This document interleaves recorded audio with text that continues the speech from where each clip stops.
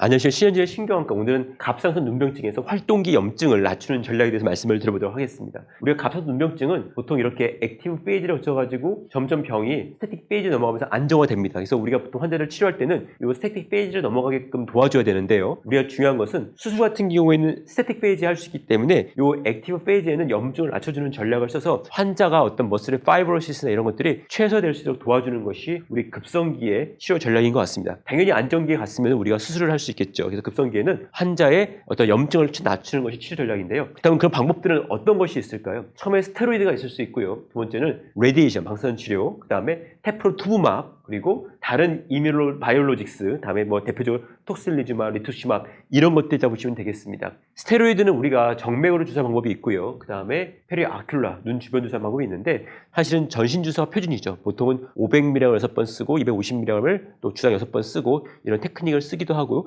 용량을 좀 더 늘릴 수도 있습니다. 그런 방법들이 있는데 사실 병이 심하거나 아니면은 뭐 옵틱 너브 쪽에 컴프레션이 오거나 이러면 당연히 아이브를 써야겠지만은 환자가 심하지 않은 경우도 있을 수 있고요. 때로는 여러 가지 전신 합병증 문제 때문에 그렇게 못하는 경우에는 이 페리어큘라 국소 주사도 굉장히 좋은 전략이라 보고 있습니다. 우리가 이 트리암시노를 주로 놓는데요. 요거를 눈 주변으로 페리어큘라, 리트로불바나 아니면 페리불바 쪽으로 놓는데 6개월 이내 발생한 액티브 사이로이드 환자들한테 이렇게 주사를 놨더니 환자들의 안구 운동, 그 다음에 환자들이 근육 크기 이런 것들을 CT로 조사했을 때 보시는 것처럼 근육 크기가 두꺼웠던 것들이 많이 가라앉았죠. 이렇게 좋아지고 그리고 이 복시도 많이 좋아졌더라 이런 논문들이 보고된 바가 있습니다. 그래서 이걸 근거로 해서 우리가 환자가 안병증이 심하지 않을 때 마일드 모더레이트거나 아니면은 시스테믹 스테로이드를 줄 수 없는 경우에 당뇨가 컨트롤되지 않거나 액티브 헤파타이티스가 있거나 이런 경우에 아니면은 시스테믹을 주면서도 어주먼트를 주는 경우에 이렇게 국소 스테로이드 주사를 추가로 해볼 수 있는 것을 고려해 볼 수 있겠습니다. 그 밖에도 방사선인데요. 가장 표준적으로는 우리가 10g's 열 프랙션, 즉 다시 말해서 20g를 10번 나눠주는 것이죠. 보통은 2주 나눠서 보통 주고 있는데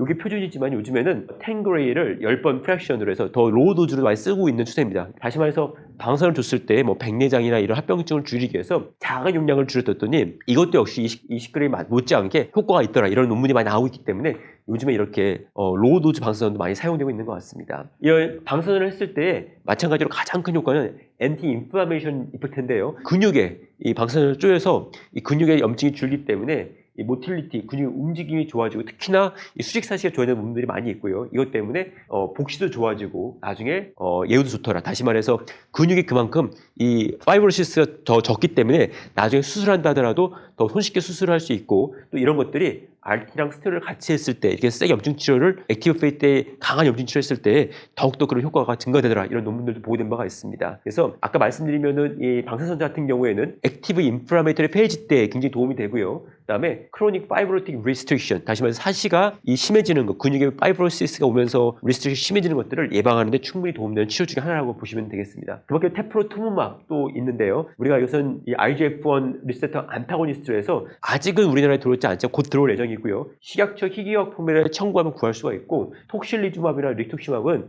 현재는 이제 혀가 초과 약제에 비급여 사용 승인을 받으면은 우리가 IRB에서 받으면은 쓸 수가 있는 약들입니다. 그래서 기전을 보시면은요.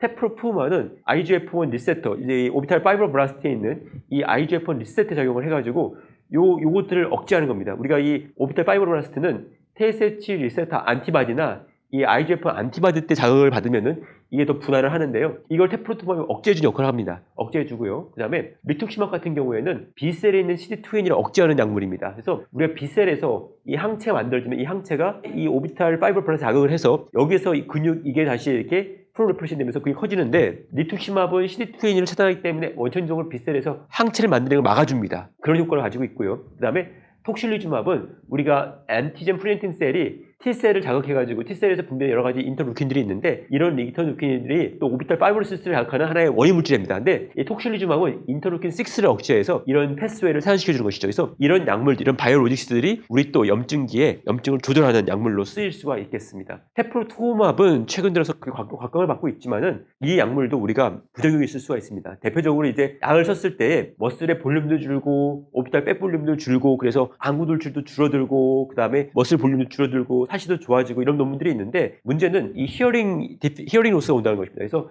한 10% 정도 환자에서는 테프로토움을 맞고서 청력이 떨어질 수 있기 때문에 반드시 이것을 연념해서 청력이 혹시 안 좋은 문제 있다면 베이스라인으로 해서 청력 검사를 하고 이런 것들이 혹시라도 지장이 있으면 바로 약을 끊는 것들이 도움이 되는 전략 같습니다. 그래서 오늘 정리하면은 갑상선 눈병증의 활동기를 낮춰야지만 우리가 스태틱 페이지로 갔을 때 보다 더 쉬운 또 안전한 수술을 할 수 있을 것 같고요. 이 활동기를 낮추는 전략에는 아까 말씀드린 대로 스테로이드, 전신 국소, 또한 방사선 치료, 다음에 테프로투움압이나 토실리주맙이나 뉴투시맙 같은 다른 바이오로직스를 항체 주사를 고려해 볼 수가 있겠습니다. 감사합니다.